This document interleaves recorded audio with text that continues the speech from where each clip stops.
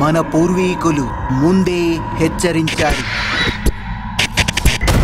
ఈ విశ్వ వినాశనం తప్పదని. ఈ పెను విపత్తు నుండి మనల్ని కాపాడేది ఎవరు?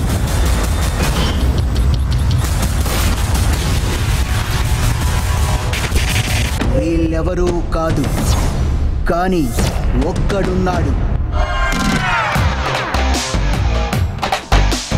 ఇక ఈ సమస్య మనది కాదు, యముడిది.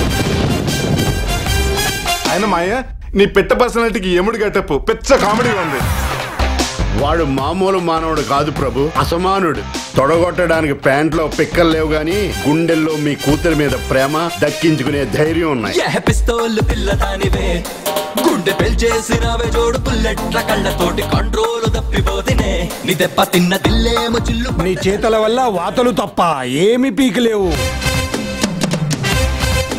పీకి చూపిస్తా, ఆల్ పార్ట్స్ లో మంట ఎక్కిస్తా. మిమ్మల్ని అనుకుంటుంది, వాళ్ళని కూడా వాయించుండను. అత్తో అత్తమ్మ కూతురో మెత్తంగా ఎత్తు వెసయ్య మందిరో.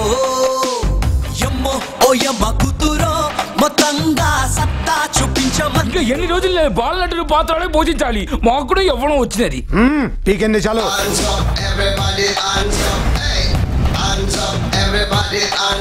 This is kerchief. దాన్ని ఎవరు ముందు సీట్లో వేస్తే వాళ్ళే కూర్చోవాలి.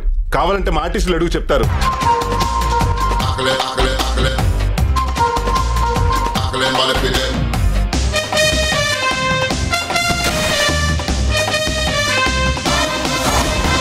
ఈ గెటప్ లో మనం ఎలా ఉన్నాం? డైటింగ్ చేస్తున్న యముళ్ళ ఉన్నారు ప్రభు.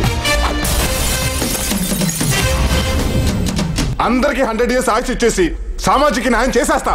Any doubts?